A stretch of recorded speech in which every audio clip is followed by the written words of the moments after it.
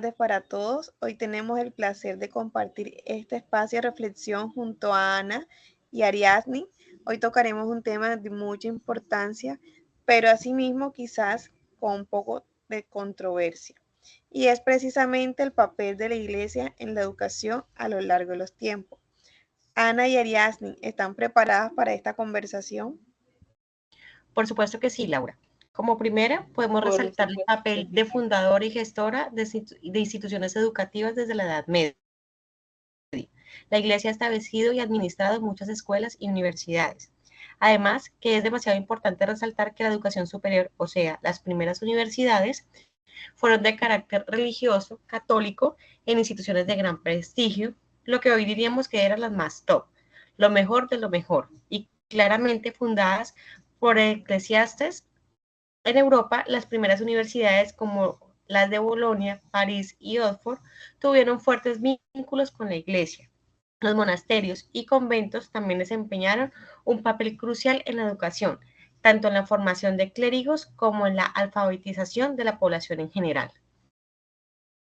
Por supuesto que sí, Ana. Es decir, que todo este proceso de la formación de cierta forma se debe a la iglesia, a su organización, influencia y al poder en que algún momento llegaron a tener.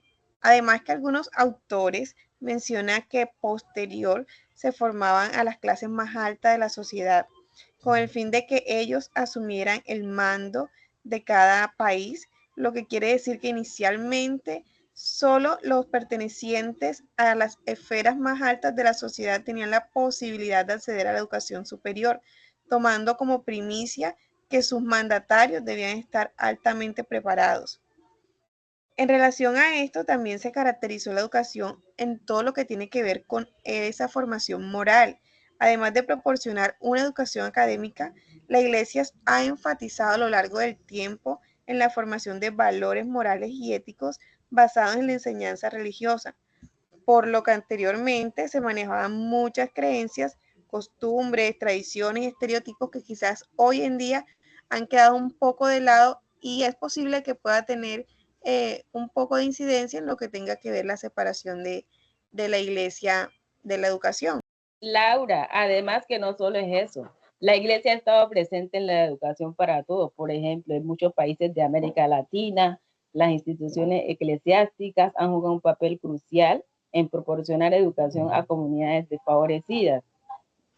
Lo relacionan en torno a voluntariados, obras de caridad, acciones que hoy en día se siguen observando.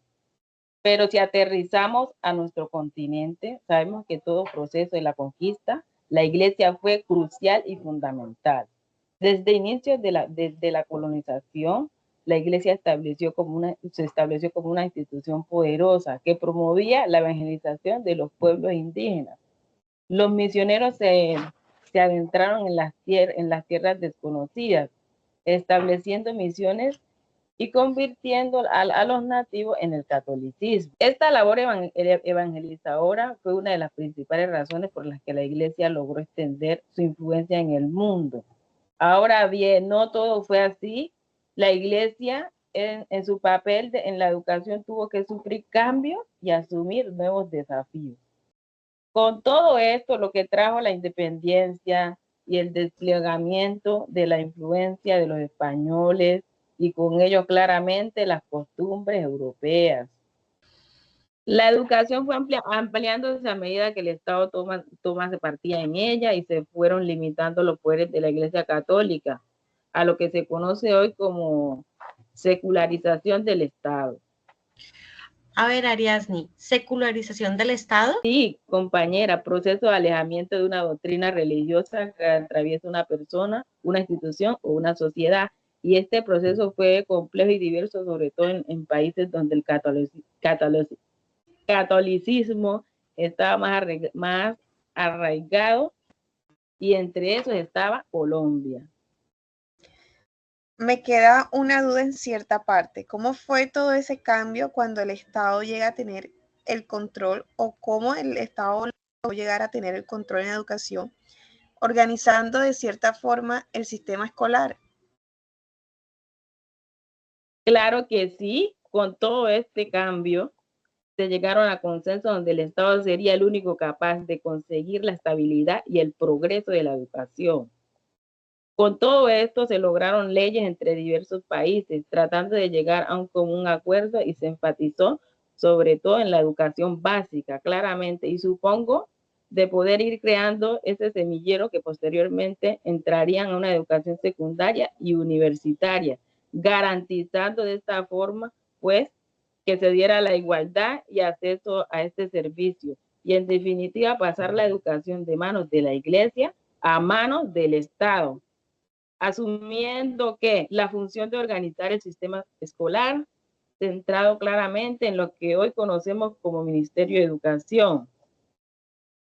Se debe resaltar que la educación universitaria tardó un poco más en separarse de la Iglesia hasta la mitad del siglo XX.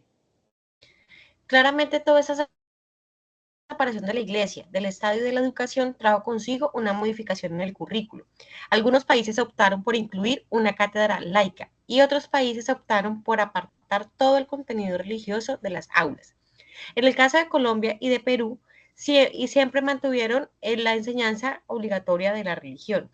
La Constitución Política en Colombia consagra en los artículos 18, 19 y 27 la libertad de conciencia, de cultos y enseñanzas, aprendizaje y cátedra, y con base en ellos nadie puede ser molestado por razón de sus convicciones, ni con el peligro de al revelarlos, ni obligado a actuar contra su conciencia.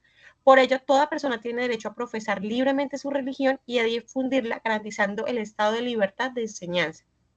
Adicionalmente, en Colombia, esos artículos 67 y 68 constitucionales consagran la educación como un servicio público que tiene una función social y busca el acceso al conocimiento, a la ciencia, a la técnica y a las demás bienes y valores culturales, estipulando a su vez que los padres de familia tendrán el derecho de escoger el tipo de educación para sus hijos menores y que el establecimiento del Estado ninguna persona podrá ser obligada a recibir la educación religiosa.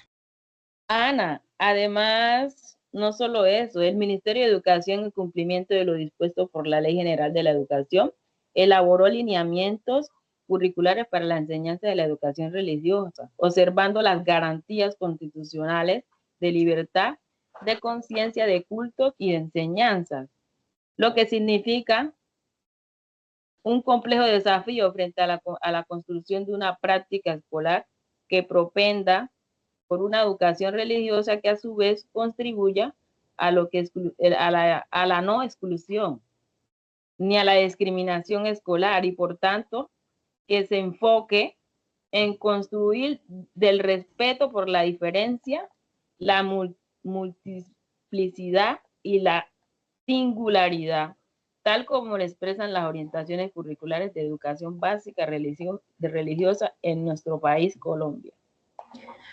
Así es, Ariadne, una educación religiosa basada en orientaciones y prácticas de la diferencia y la inclusión, de las que resultan acciones y experiencias concretas de respeto, incluso frente a la no creencia, para aquellos que no practican ninguna fe, ningún credo o ninguna espiritualidad.